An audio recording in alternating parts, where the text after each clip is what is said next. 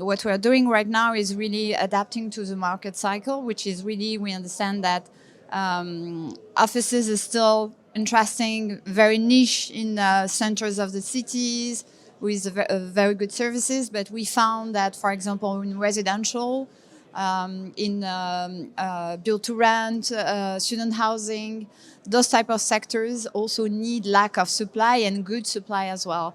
So this is also why we are tackling these sectors as well.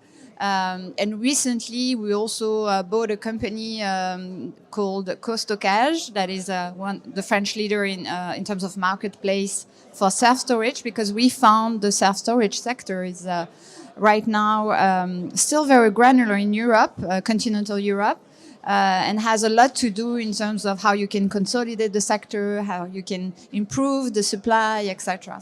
Well, interestingly, last year's conference, Reinvest conference, was focused on, the investors were focused on interest rates, inflation, war, and the impact on real estate. This year, the feedback I had was there were a shorter list of worries, and actually not necessarily interest rates and inflation. What investors seem to be most concerned about is valuations. So the pace at which valuations have adjusted around the world. So some markets such as UK that have repriced very quickly, other markets that are potentially have further to go. So that was one of the key points. I would say the other point, which is more long-term in nature, would be the cost of decarbonising assets and the challenge for investors to decarbonise to reach their ambitions of net zero, and the impact that would have on returns for their clients and investors, and actually the underlying risk of the assets. On a voulu prendre cette question de la désirabilité et de la performance environnementale d'une ville sous un angle plus médical, en essayant de proposer l'idée que on pourrait peut-être développer une nouvelle médecine de la ville en changeant complètement notre logique qui est très organisée en silo aujourd'hui, dans lequel ce sont des spécialistes qui réfléchissent beaucoup aux parties, mais pas à l'ensemble.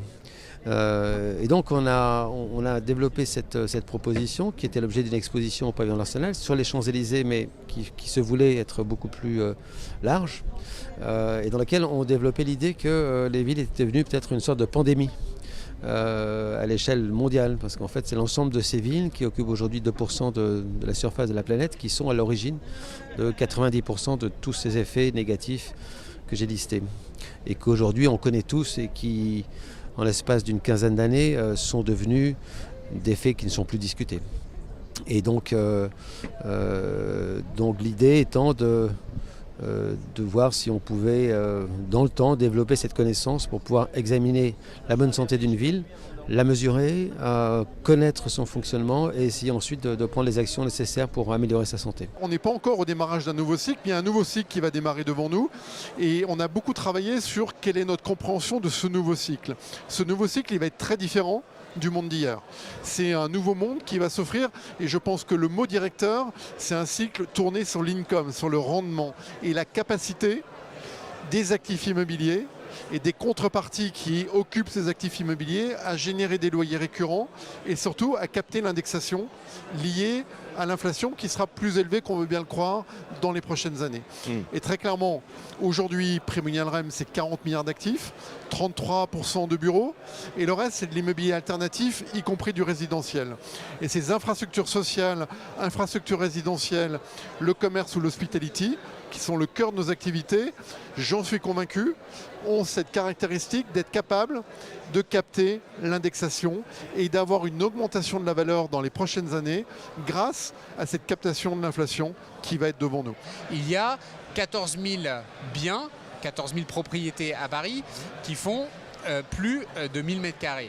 Et nous n'en pastillons que 400. Donc ça fait au moins 13 600 qui devraient être spontanément rassurés. Je le dis parce que dans les critères que nous avons fixés, il y a quoi ? La question des équilibres géographiques, c'est les quartiers dans lesquels nous considérons qu'il y a trop de bureaux. Il y a trop de bureaux quels sont nos leviers pour réintroduire du logement, parce que c'est ça la question. Deuxièmement, les idées les plus fantasques ont circulé sur le fait qu'un passage entraînait une dégradation d'actifs. Ce n'est pas vrai. Ce n'est pas vrai. Je ne dis pas que c'est une bonne nouvelle pour le propriétaire, mais ça ne génère pas automatiquement de dégradation de la valeur de l'actif. Pour une raison simple, c'est que le droit de propriété, il est heureusement très bien protégé dans notre pays, et que si nous activons ces pastilles, en discussion avec les propriétaires, nous devons les indemniser à la valeur de marché. Et donc je veux les rassurer. Et si nous ne le faisions pas, il y a un juge, une juridiction compétente, c'est le juge de l'expropriation qui est compétent, c'est un tiers qui évalue la valeur. Donc qui ne s'affole pas. Empreinte doit nous servir de passerelle vers ce qui sera, encore une fois, notre vrai défi, notre vrai challenge pour les 5 à 10 ans à venir, qui est celui de la réintervention sur le patrimoine bâti existant. On sait que la Défense, c'est pas loin de 4 millions de mètres carrés de bureaux. Là-dessus, on a, il ne faut pas nier les chiffres, tout le monde les connaît, 15% de vacances aujourd'hui. Parmi ces 15% de vacances, il y a des bureaux qui vont être loués, qui vont finir par l'être, mais il y a aussi des immeubles qui sont dans un état d'obsolescence fonctionnelle, énergétique assez avancé, et pour lesquels l'avenir passe nécessairement par une transformation, une réintervention assez lourde, et pour certains d'entre eux, par un changement de fonction. Et donc de ce point de vue-là, Empreinte, mais aussi les démarches qu'on mène par exemple avec les grandes écoles du quartier, les démarches qu'on mène en réinterrogeant les entreprises et les usagers de la Défense sur leurs besoins, mais ça doit nous permettre de faire émerger, de crédibiliser de nouveaux usages et de montrer là aussi, de rendre tangible le fait qu'on n'est pas amené et contraint perpétuellement de refaire encore et toujours des bureaux à la Défense, mais qu'il y a de la place, il y a même potentiellement beaucoup de place pour faire autre chose.